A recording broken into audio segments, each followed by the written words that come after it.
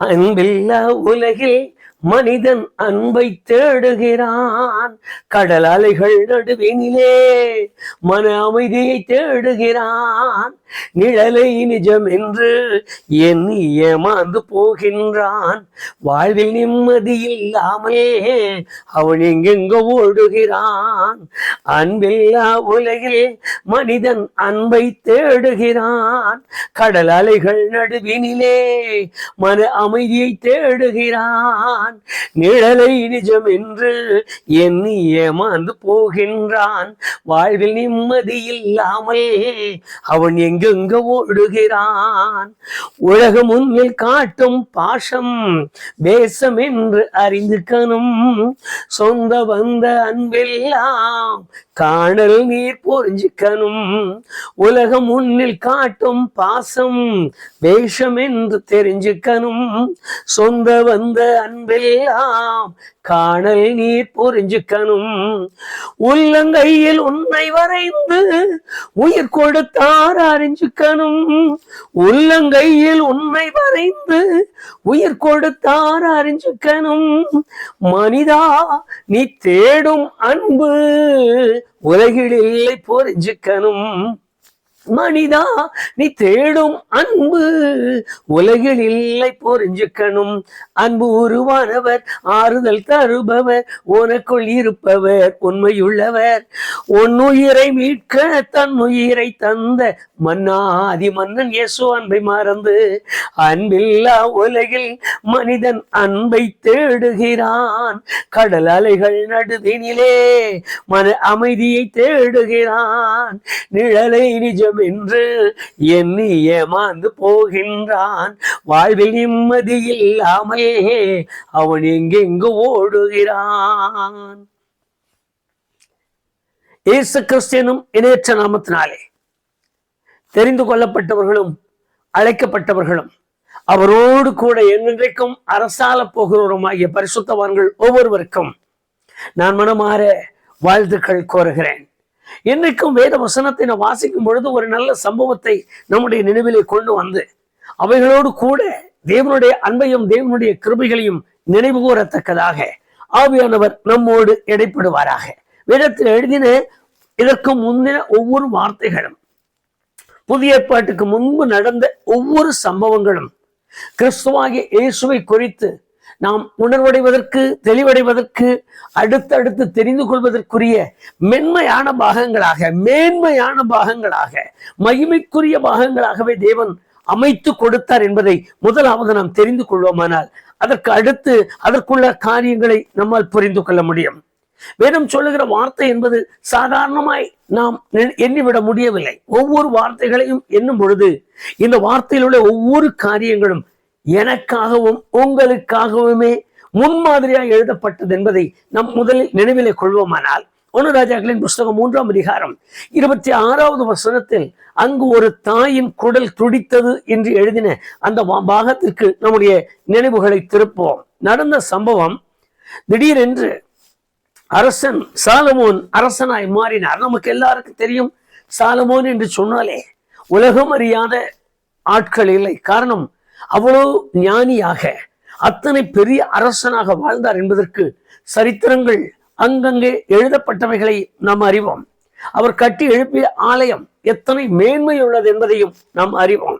அது மாத்திரமல்ல, உலகம் தோன்றினது முதற்கொண்டு அப்படிப்பட்ட ஒரு ஞானி இருந்ததில்லை என்பதற்கு சான்றாக அநேக காரியங்களை நாம் அறிந்திருக்கிறோம். ஒரு முறை சாலமோனோடு கூட படை வீரர்களும் கடந்து போனதாக பாட புஸ்தகத்திலே நாம் படித்திருக்கிறோம். அந்த பாகத்தை அவருடைய ஞானத்திற்காக இப்பொழுது நினைவுபடுத்திக் கொள்ளலாம். எறும்புகள் குறுக்கே போயிருக்கிறது. அது சாரசாரியாய் போகும். அந்த எறும்புகள் ஒரு வரிசை கிரமமாய் போய் கொண்டிருக்கிறதை பார்த்தார். அவர் சொல்லுகிறார், அது எழுதினது நின்று கொண்டாராம். நின்று கொண்டு எறும்புகளை பார்த்து பக்கத்தில் இருக்கிற படை வீரர்களையும் மந்திரிகளையும் பார்த்து சொன்னாராம், இந்த எறும்புகள் ஒன்றோடு பேசி கொண்டு போகிறது உங்களுக்கு தெரிகிறதா என்று. அவர்கள் என்ன சொன்னார்கள் என்று தெரியவில்லை. அதற்கு அவர் சொன்னாராம், இவ்வளவு பெரிய கூட்டம் வருகிறது, இப்பொழுது இவர்கள் காலால் நாம் மிதிப்பட்டு சாவோம் என்று சொல்லுகிறது பார் என்று சொல்லிக் கொடுத்ததாக பாட புஸ்தகத்திலே படித்திருக்கிறேன். அப்படிப்பட்ட ஒரு ஞானவானுடைய ஆட்சி ஆரம்பித்த சமயம், அந்த சமயத்தில் 2 பெரிய பிரச்சனை ஒன்று உருவாகிவிட்டது. 2 பெண்கள் அவரிடத்திற்கு ஓட்டமாய் ஓடினார்கள். ஆளுக்கு ஒரு குழந்தையை கையில் எடுத்துக்கொண்டு போனார்கள். செத்து போன ஒரு குழந்தை, உயிரோடு இருக்கிற ஒரு குழந்தை. 2 குழந்தையோடு 2 பெண்கள் ஓடி, முதல் போன பெண் பெரிய பிராது பண்ணுகிறாள். ஐயா, நாங்கள் 2 பேரும் ஒரே வீட்டில் கூடியிருந்தோம், ஒரே சமயத்தில் கர்ப்பவதிகளாய் மாறினோம். எங்களுடைய வாழ்க்கையில் நடந்த ஒரு பெரிய சம்பவம். நான் பிள்ளை பெற்றெடுத்த 3ஆம் நாள் அவளும் ஒரு ஆண் குழந்தையை பெற்றெடுத்தாள். நானும் ஆண் குழந்தை, அவளுக்கும் ஆண் குழந்தை. அந்த ஆண் குழந்தை அவளுடைய பிள்ளையின் மேல் புரண்டு படுத்தால் அது இறந்து போனது. தூக்கத்தில் நன்றாய் தூங்கிக் கொண்டிருந்த என் அருகில் இருக்கிற என்னுடைய பிள்ளை எடுத்து தன் அருகிலே படுக்க வைத்தால் அவளுடைய செத்து போன குழந்தையை என் பக்கத்திலே படுக்க வைத்து விட்டால் இதுதானே நடந்தது என்று அவள் முதல் போனுகள் சொல்கிறாள். 2வது, அவள் கையில் எடுத்துக்கொண்டு போகிறது உயிரோடு இருக்கிற குழந்தையை தரமாட்டேன் என்று மறுத்தவளாய் அவள் சொல்கிறாள், இல்லை, அந்த குழந்தை செத்து போனது உன்னுடைய குழந்தை, என்னுடைய குழந்தை என்று அங்கு நடக்கிற வாக்குவாதம் மிகப்பெரிய வாக்குவாதமா இருந்தது.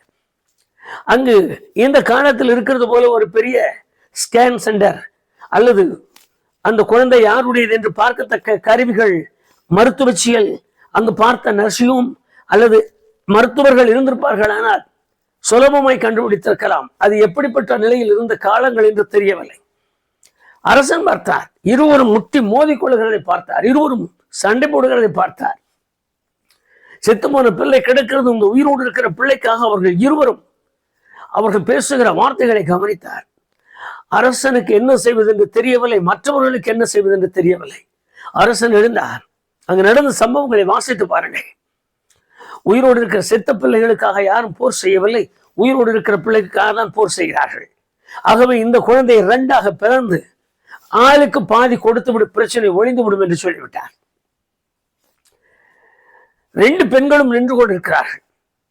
ஒருத்தி சொல்லுகிறாள், உனக்கு வேண்டாம் எனக்கு வேண்டாம், 2ஆ பிளந்துன்னு சொல்லி. அப்பொழுதே அரசன் புரிந்து கொண்டார். நாம் வழக்க சொல்லாக பார்ப்போம், எனக்கு ஒரு கண் போனாலும் போகட்டையா, உனக்கு 2 கண் போனாலும் பரவாயில்லன்னு சொல்லி. அதுபோல இப்பொழுது ஏன் குழந்தைய போச்சு, உனக்கு எதுக்கு குழந்தை அப்படி சொல்லுகிற ஒரு பாலியல் 2ஆ பொழந்துருங்கிறார். ஆனால் இன்னொரு தாய் சொல்லுகிறாள், வேண்டாயா, குழந்தை கொல்ல வேண்டாம், அவகிட்டே கொடுத்துருங்க, அந்த குழந்தை உயிரோடு இருந்தால் போதும், நான் பெற்றெடுத்த குழந்தை. இந்த சம்பவம் நிற்கும் பொழுது அந்த 26வது வசனத்தில் நான் வாசிக்கிற அந்த வார்த்தை தான் இன்றைக்கு நம்முடைய உள்ளத்தில் பதிய வேண்டிய காரியம். தாயின் குடல் துடித்ததால் என்று எழுதியிருக்கிறது. தாயின் உள்ளம் தத்தளித்தது, தாயின் குடல் துடித்தது என்று ஒரு நேர்த்தியான வேதவாகம். ஒரு பெற்ற தாயின் அருமை நம்ம எல்லாருக்கும் தெரிந்ததுதான். தாயினுடைய அன்பு, தாயினுடைய சிநேகம் என்று சொல்லும் பொழுது ஒரு தெல்லு பூச்சி முதல் பெரியவர்களாய் காணப்படுகிற மகான்கள் வரைக்கும் உள்ள நிலையில் ஒரு தாய் என்று சொன்னாலே அந்த தாய் தான் பெற்றெடுத்த பிள்ளை, தான் பெற்றெடுத்த எந்த பொருளானாலும் அதற்கு காண்பிக்கிற அன்பு, அதன் மேல் வைத்திருக்கிற பாசம், அதன் மேல் வைத்திருக்கிற நேசம், அவைகளை பராமரிக்கிற தன்மை என்பது அளவிட முடியாத ஒரு காரியம். இன்றைக்கு வரைக்கும் அவைகளை நாம் விவரிக்க முடியவில்லை. காரணம், தாயின் உள்ளம் அப்படிப்பட்டது என்று வேதத்தில் எழுதியிருக்கிறதை நாம் வாசிக்கலாம். அங்கு எழுதின வேத வசனத்தையும் வாசிங்கள். அவள் குடல் துடித்தது என்று எழுதியிருக்கிறது. அருமையான கர்த்தருடைய பிள்ளைகளை, இது தாயோடு நின்று கொள்ளவில்லை. இந்த சம்பவத்தை நீங்கள் வாசிக்கும் பொழுது வேதமும் இதை எப்படி சொல்லுகிறது என்று பாருங்கள். வேதத்தில் எழுதியிருக்கிறது. இன்றைக்கு அது ஏதோ ஒரு சம்பவம் நடந்தது, அது அப்படித்தான் ஐயா என்று எண்ண வேண்டாம். இன்றைக்கு ஒரு தாயை பார்க்கிறோம் அதிக அன்பு என்று அநேக முறை நாம் வேதத்தில் வாசிக்கிறோம், கேட்கிறோம். பிரசங்கியார்கள் சொல்லுவதை பார்க்கிறோம். தாயை போல நேசித்தீர், தாயை பார்க்கிற அதிகமாக என் மேல் அன்பு வைத்தீர், தாயிலும் அதிகமாக என்னை சிநேகித்தீர், இப்படியெல்லாம் பாடுகிற பாடல்களை நாம் அநேக முறை கேட்கிறோம். அதுவும் கவிஞர்கள் எழுதும் பொழுதெல்லாம் தாயினுடைய அன்பை குறித்து எழுதும் பொழுது அளவில்லாத, அளவிட முடியாத, அதற்கு ஒப்பிட முடியாத வார்த்தைகளை சொல்லி எழுதுகிறதை பார்க்கிறோம். இது ஒரு தாயை குறித்து எழுதியிருக்கிற வார்த்தை.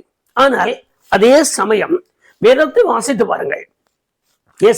எரேமியா 4ஆம் அதிகாரம் 19ஆம் வசனத்தில் தேவனும் இதே வார்த்தையை அப்படியே நம்மை பார்த்து சொல்லுகிறார்.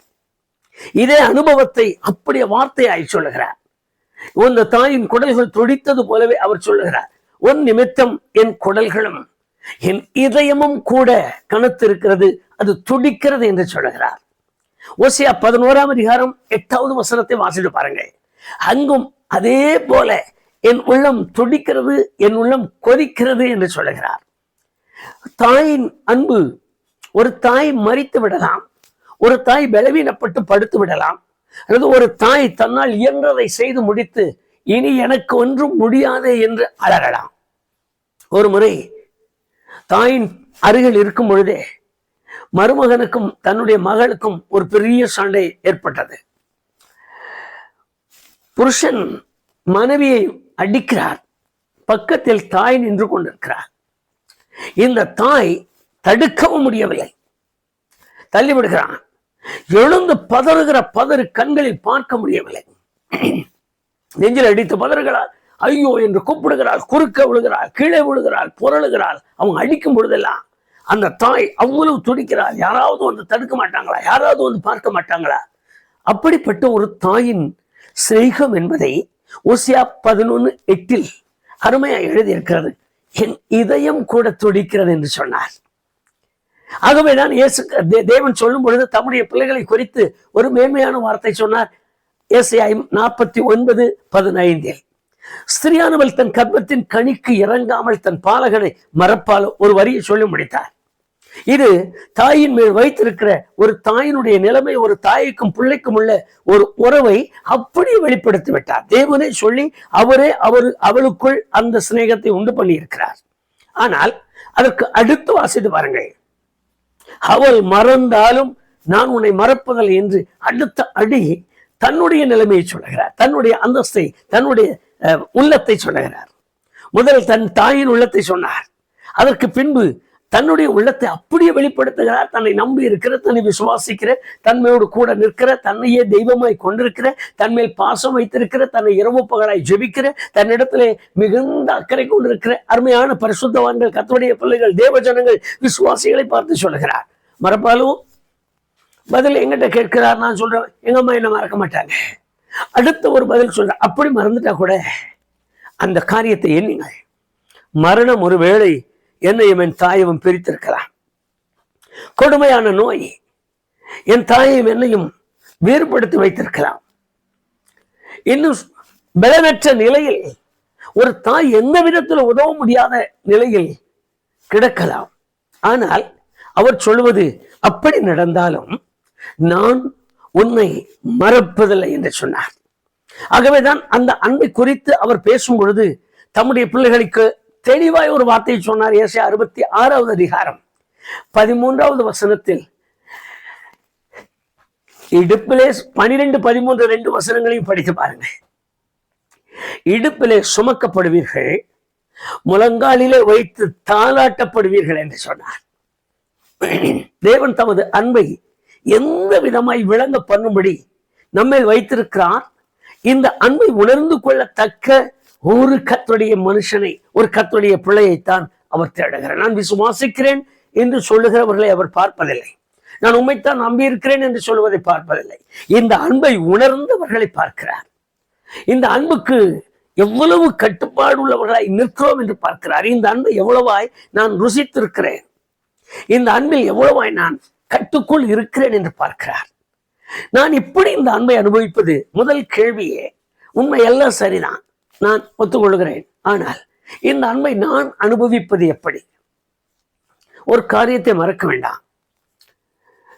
1000 பிள்ளைகள், 1000 குழந்தைகள் படுத்திருந்தாலும், பெற்றிருந்தாலும், அல்லது ஒரு இடத்தில் வசித்தாலும், 1000 பிள்ளைகள் அழகுள்ளவர்களாக இருந்தாலும், 1000 பிள்ளைகள் மிகுந்த பராக்கிரமசாலிகளாக இருந்தாலும், அல்லது அந்த பிள்ளைகளுடைய மேன்மை, நேர்த்தி, அழகு, அந்தஸ்து தனித்தனியாய் விசேஷமானவைகளாய் காணப்பட்டாலும், ஒரு தாய் தான் பெற்றெடுத்த அழகு குறைந்த, நிறம் குறைந்த, தரம் குறைந்த பிள்ளையானாலும், முடமான பிள்ளையானாலும், ஊனமுற்ற பிள்ளையானாலும், அத்தனை பிள்ளைகளின் மேல் இருக்கிற பாசத்தை விட தான் பெற்ற பிள்ளையின் மேல் தனிப்பட்ட ஒரு உணர்வு இருக்கும் என்பதை நாம் முதலாவதும் நம்முடைய உள்ளத்தில் வைப்போமானால், தேவனை தாயாக நாம் எடுக்க முடியும்.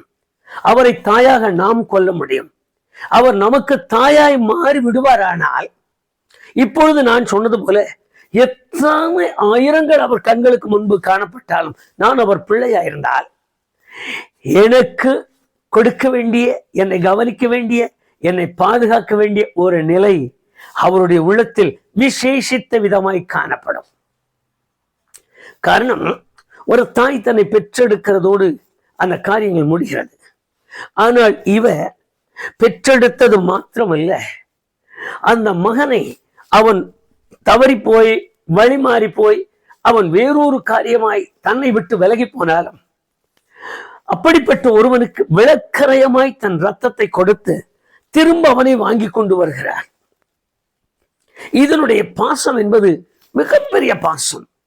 நான் பெற்ற பிள்ளை ஒன்று, மற்றொன்று நான் விலைக்கு வாங்கியிருக்கிறேன், என் ரத்தத்தை கொடுத்து நான் வாங்கியிருக்கிறேன். அப்படி ஒரு தனிப்பட்ட ஒரு முறையில் மீட்டெடுக்கப்பட்ட பிள்ளைகளை மனதிற்குள்ளாக எண்ணுங்க. மீட்டெடுக்கப்பட்ட பிள்ளைகள் எப்படி இருக்கும்?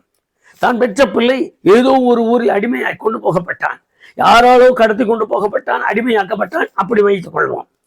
தன் பிள்ளை இங்கு இருக்கிறது என்று கேள்விப்பட்ட உடனே அந்த தாயின் தகப்பனோ துடித்தவர்களாய் ஓடி அங்கு அவன் இவ்வளவு பணம் கொடுத்தால் தான் அதை விடுவேன் என்று சொன்னாலும், எவ்வளவு வேண்டும் என்றாலும் தன்னால் முடிந்தால் தன் ஜீவனையும் கொடுத்து மீட்டெடுத்து வருவார்கள். அது கொண்டு வந்த பின்பு அந்த குழந்தையோடு கூட அவர்கள் பழகுகிற பழக்கத்தை பாருங்கள். வயிற்றில் இருக்கும் போதே நான் பாடுபட்டேன், வளர்த்தும் போதே நான் பாடுபட்டேன். அதற்கு பின்பு காணாமல் போய் நான் துடித்த துடிப்பு, பணம் என்ன பணம், உன்னை விட எனக்கு என்னென்ன பணம், இந்த வார்த்தையை சொல்லி அந்த குழந்தையை கொஞ்சுகிறதை பார்க்கிறோம். இந்த அனுபவம் தான் ஆண்டவர் தேவன் இயேசு பிதா, குமாரன், பரிசுத்தாவியானவர் என்று நாம் எந்த விதத்தில் அவரை நேசிக்க தொடங்கினாலும் நம்மேல் வைத்திருக்கிற அன்பு, நம்மேல் வைத்திருக்கிற பாசம், நம்மேல் வைத்திருக்கிற அவருடைய குணம். வெளிப்படுத்தும் 1ஆம் அதிகாரம் 6வது வசனத்தை வாசித்து பாருங்கள். அங்கு எழுதினது, தமது சொந்த இரத்தத்தினாலே நம்மை மீட்டெடுத்து தேவனுக்கு முன்பாக கொண்டு போய் நிறுத்தி நம்மை ராஜாக்களும் ஆசாரியர்களுமாய் மாற்றினார் என்று எழுதியிருக்கிறது. என்னோடு கூட இன்றைக்கு வேத வசனத்தின் காரியங்களை கவனித்துக் கொண்டிருக்கிற என் அன்பு சகோதரா, என் அன்பு சகோதரி, தான் பெற்றெடுத்த பிள்ளை 2ஆய் பிளக்கப்பட வேண்டும் என்று சொன்ன உடனே ஒரு தாயின் உள்ளம் குடல்கள் துடித்து, வேண்டாம், வேண்டவே வேண்டாம், அந்த பிள்ளையை அவனோடு உயிரோடு விட்டு விடுங்கள், என் கண்களுக்கு முன்பு என் பிள்ளை சாகிறதை பார்க்க மாட்டேன் என்று சொன்ன அந்த தாயின் அன்பை பார்க்கிலும் அதிகமான அன்பு உள்ளவராய் நீங்களும் நானும் நேசிக்கிற தேவன் நம்மை நேசிக்கிறார் என்பதை முதலாவது ஆழத்திலே பதிய வையுங்கள். உபத்திரவங்கள் இருக்கலாம், நெருக்கங்கள் இருக்கலாம், போராட்டம் வரும். கிறிஸ்தவன் என்று சொன்னாலே ஒரு பெரிய மேன்மைக்குரியவன் போல அல்ல, கிறிஸ்தவன் என்ற கிறிஸ்தவை போல பாடுகள் அனுபவிக்க வேண்டியது வரும். அவர் சொன்னார், தன்னைத்தான் வெறுத்து தன் சிலுவையை எடுத்துக்கொண்டு என்னை பின்பற்ற கடவன் என்று சொன்னார். ஒரே வார்த்தையை சொல்லி முடித்தார். அவனுக்கு வருகிற உபத்திரவங்கள், அவனுக்கு வருகிற இழப்பு, அவனுக்கு வருகிற சங்கடங்கள், அவனுக்கு வருகிற நோய்கள், இவைகளை எல்லாம் அதையே எண்ணி எண்ணி எண்ணி எண்ணி இருக்காமல் அவைகளோடு கூட என்னை பின்பற்று என்று சொன்னார். அது இருக்கான். அது சிலுவை. சிலுவை என்று சொல்லுகிற வார்த்தையினுடைய அர்த்தம் நம் புரிந்ததுதான். சுமந்து கொண்டு வா, தூக்கி கொண்டு வா, எடுத்து கொண்டு வா, அவைகளோடு கூடவே வா. அது உன் முதுகில் இருக்கட்டும், என்னோடு வா. அது உன் தலைமையில் இருக்கட்டும், என்னோடு வா. அது உன் சரீரத்தோடு ஒட்டி இருக்கட்டும், அவைகளை மறந்து என்னோடு வா. எதற்காக? என்னோடு வா. என் உள்ளம் உனக்காக துடித்து கொண்டிருக்கிறது. ஏன்? என்னோடு வா. என் உள்ளம் உனக்காக ஏங்கி கொண்டிருக்கிறது. என் இருதயம் உனக்காக சஞ்சலம் பட்டு கொண்டிருக்கிறது. ஏனென்றால் நான் சுமக்க வேண்டியதை நீ சுமக்க கூடாது. இன்னும் சொன்னால் 53வது அதிகாரம் ஏசாயா தீர்க்கதரிசன புஸ்தகம் 4-5 வசனங்களை எல்லாம் வாசித்து பாருங்கள். நீ சுமக்க வேண்டிய பாரத்தை உன் தாயாக நின்று நான் சுமந்து கொண்டேன். நீ சுமக்க வேண்டிய நெருக்கத்தை உன் தாயாக நின்று நான் சுமந்து கொண்டேன். நீ அனுபவிக்க வேண்டிய சங்கடங்கள், நீ அனுபவித்துக் கொண்டிருக்கிற சகல நோய்களையும் நான் சுமந்து கொண்டேன். நான் சுமந்து கொண்டதால் இன்றைக்கு உன்னை விடுதலையாக்கும்படியாக உனக்கு உண்டாயிருந்தவைகளை நான் சுமந்து சிலுவையிலே ஆணி அடித்தேன்.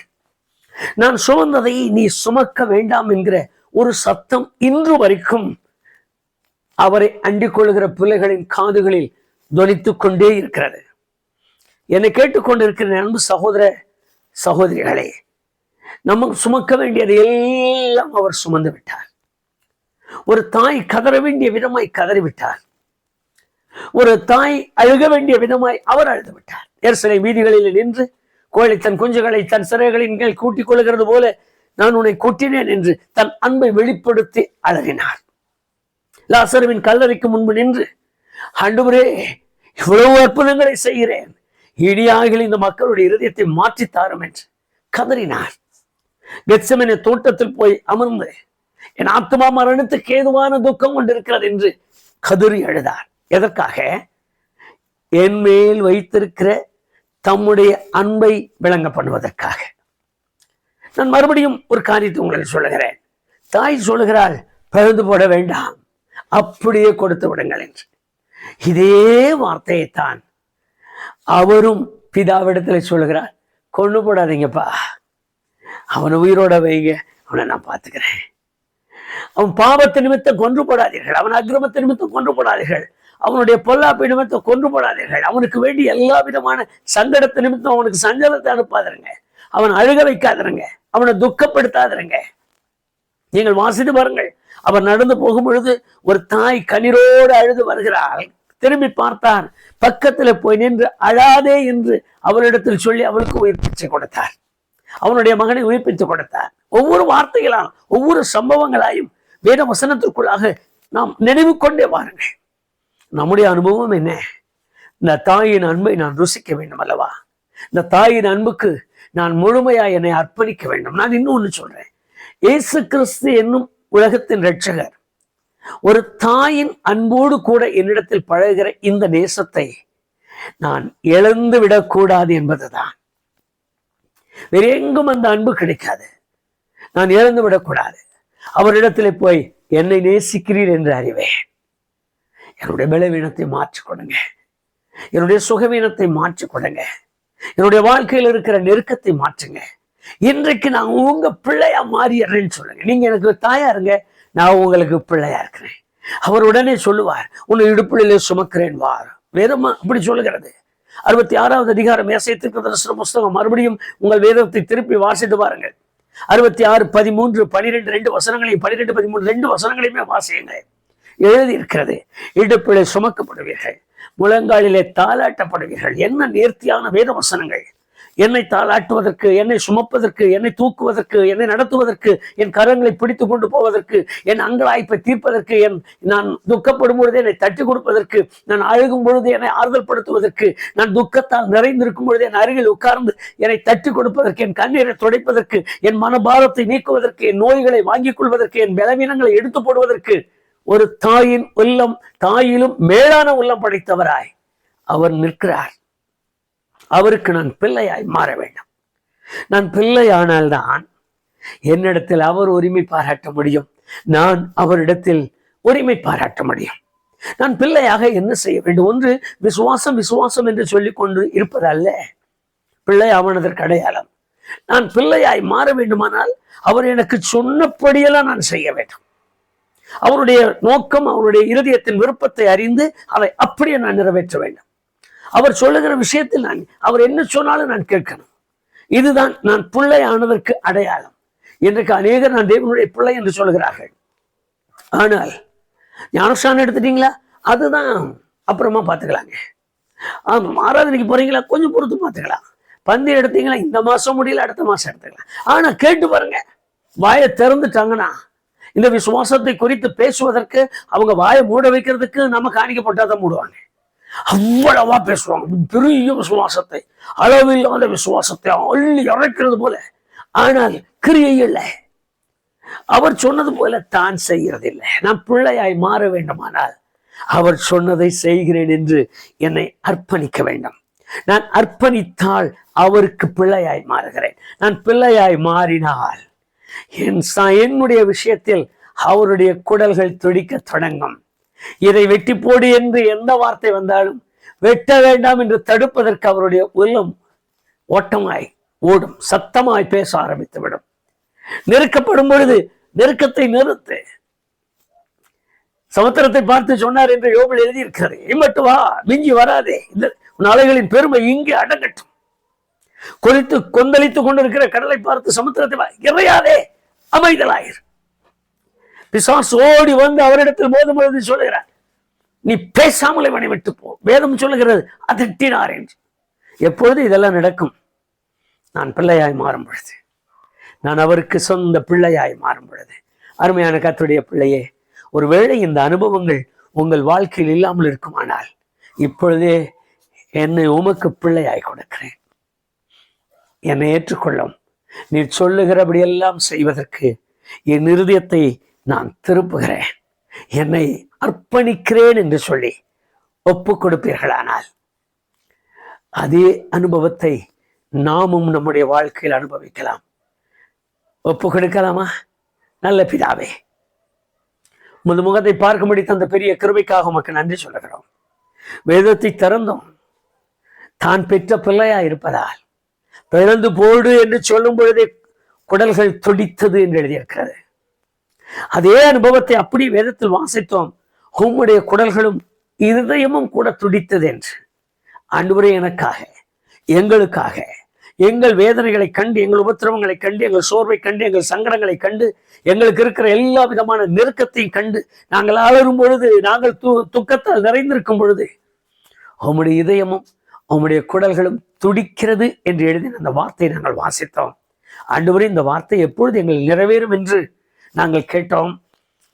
உமக்கு பிள்ளையாய் நாங்கள் மாறும் பொழுது, ஒரு தாய்க்கு மகனாய், தாய்க்கு மகளாய் மாறும் பொழுது என்று நீர் தாயாக, நாங்கள் உமக்கு பிள்ளையாக இன்றைக்கு யாரெல்லாம் மாற வேண்டும் என்று விரும்பி ஆண்டவரே என்று கூப்பிட்டாலும் தயவாய் உம்முடைய பிள்ளையாய் ஏற்றுக்கொள்ளும், தயவாய் உம்முடைய பிள்ளைகளாய் ஏற்றுக்கொள்ளும்.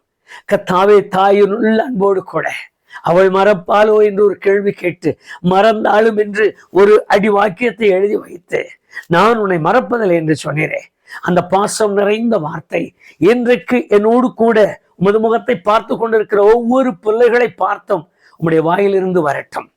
ஒவ்வொரு பிள்ளைகளும் இந்த வார்த்தையை காதுகளில் கேட்கட்டும். ஆண்டவரே, தாய் மறந்தாலும் அவள் மறந்தாலும் நான் மறப்பதில்லை என்று சொல்லுகிற வார்த்தையை அவர்கள் இருதயத்திலே பதிய வைத்து நான் உமக்கு பிள்ளையாய் மாறுகிறேன் எந்த விதத்தில் என்று அவர்கள் உள்ளத்தில் நீர் பேசுவீராக.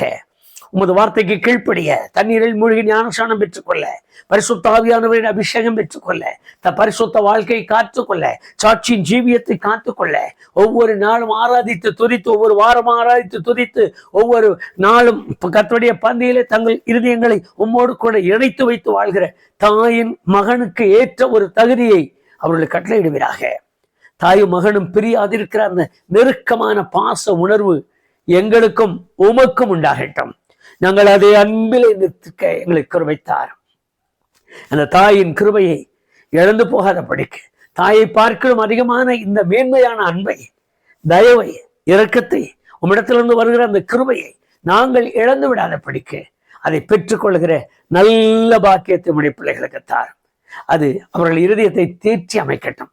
அன்றைக்கு நீர் தேற்றுகிறது போல, ஒருவனை ஒரு தாய் தேற்றுகிறது போல நான் உங்களை தேற்றுவேன் என்று சொல்கிறேன். அந்த வார்த்தை உம்முடைய பிள்ளைகளின் வாழ்க்கையில் ஒவ்வொரு நாளும் நிறைவேற்றப்படும்படி உம்முடைய கையில் ஒப்புக்கொடுக்கிறோம். தாயை போல தேற்றுவீராக, நடத்துவீராக, மகிமைக்குள்ளாக்குவீராக. இயேசு கிறிஸ்து எனும் நாமத்தினாலே தாழ்மையாய் ஜெபிக்கிறேன் பிதாவே, ஆமென், ஆமென்.